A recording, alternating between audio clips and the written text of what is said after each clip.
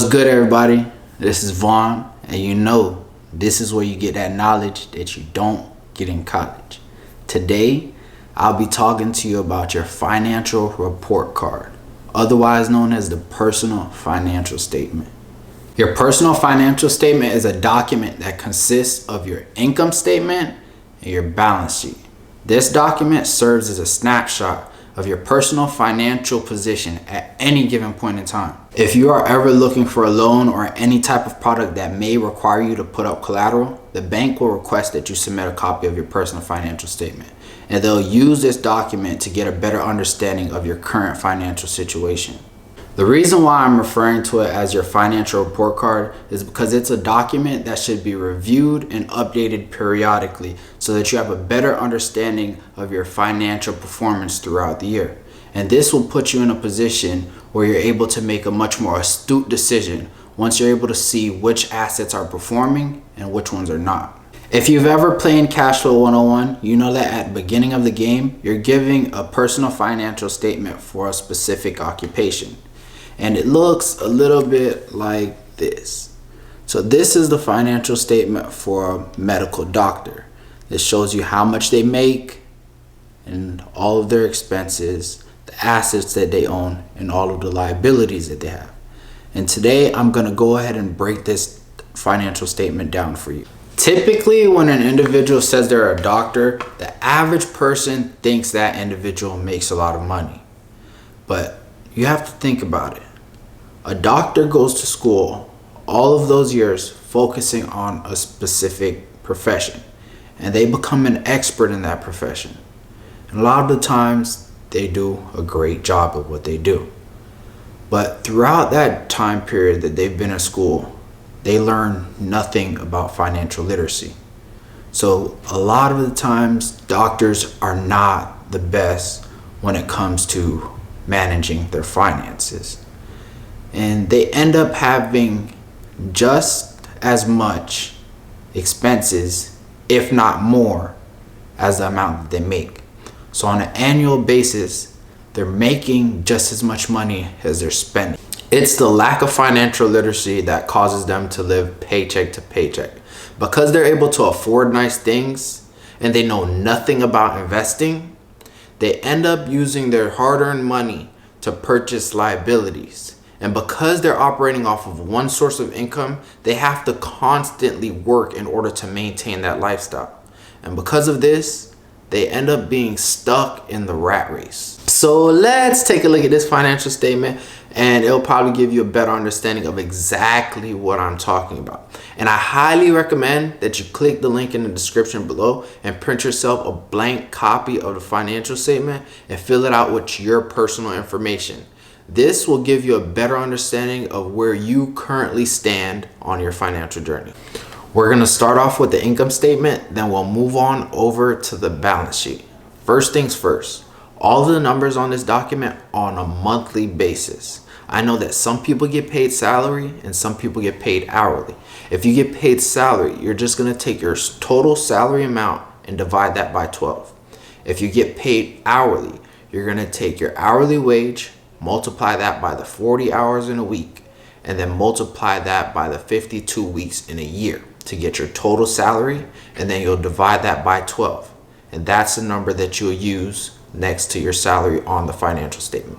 For many people, their only source of income will be their salary, but others might have other streams of income such as dividends, interest, rental income, income from a business that they own, and all of those sources of income will go underneath the income column. On this doctor's financial statement, the only source of income is the salary at $13,200 per month, which is equivalent to $158,400 on an annual basis. If you're following along, you should be filling out each line item with your personal information. This is going to give you a much better understanding of exactly where your money is going. Let's talk about them expenses, because this is where some of y'all got a little bit of expertise now. I know we got a couple of big spenders watching this video, and that's y'all problem. Y'all know how to spend the money, but y'all don't know how to make the money. And that's why y'all bank accounts be looking funny. The expenses are taxes, mortgage payment, school loans, car loan, credit card payment, retail payment, other expenses, and your child expense. These numbers are pretty conservative. For taxes, the doctor pays $3,420. For a mortgage payment, he pays $1,900. For student loans, he pays $750. For car note, he pays $380. For credit cards, he pays $270. For retail payment, pays $50. And for other expenses, $2,880. The doctor currently has no children, but if he does have a child, he'll be paying $640 per month per child. And I guess that's why they say kids are expensive. What I find interesting about this doctor's financial statement is that if you take a look at the expense column, you'll see that taxes are the single most largest expense. And if you analyze your personal financial statement, you'll probably be surprised to find out that taxes is also your single most largest expense as well. Now let's move on to the balance sheet. This portion of the document consists of assets and liabilities. So in essence, what an individual owns in correlation to what they owe. At this point in time, the only asset that the doctor has is his savings account of a measly $400. But when you look at the liabilities, he big spending.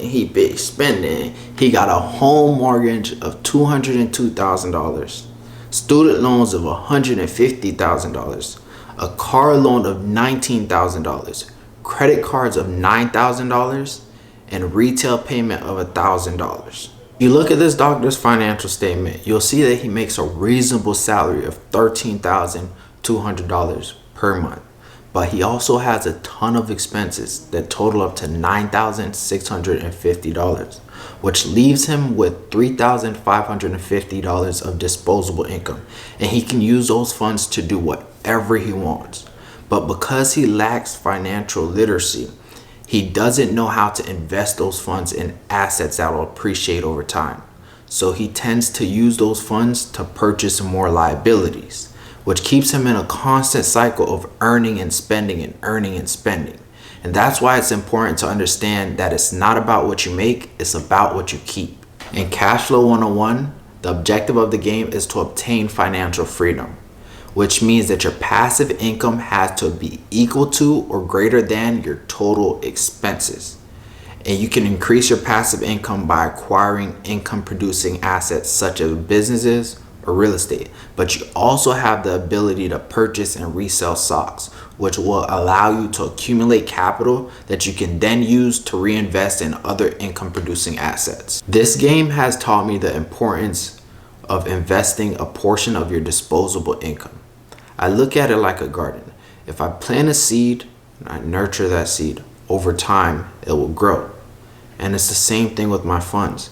If I allocate those funds towards an income producing asset, it's going to create another stream of income, and that's going to allow me to expand my means. Let me make myself clear. I'm not saying that you shouldn't enjoy the finer things in life, because we deserve it. What I'm saying is that there's an issue with living above your means because you're just setting yourself up for failure. What you could do is live below your means while you're using your disposable income to expand your means. That way you're making progress without stress. Thank you for taking the time out to watch this video. If you have any questions or there's any topics that you'd like to hear me talk about in the future, just leave them in the comments below. And I would really appreciate it if you subscribe to my channel and share this video. You never know, one of your friends may need to hear this video. But anyways, I'll see you next time. When I touch down, you better tap in.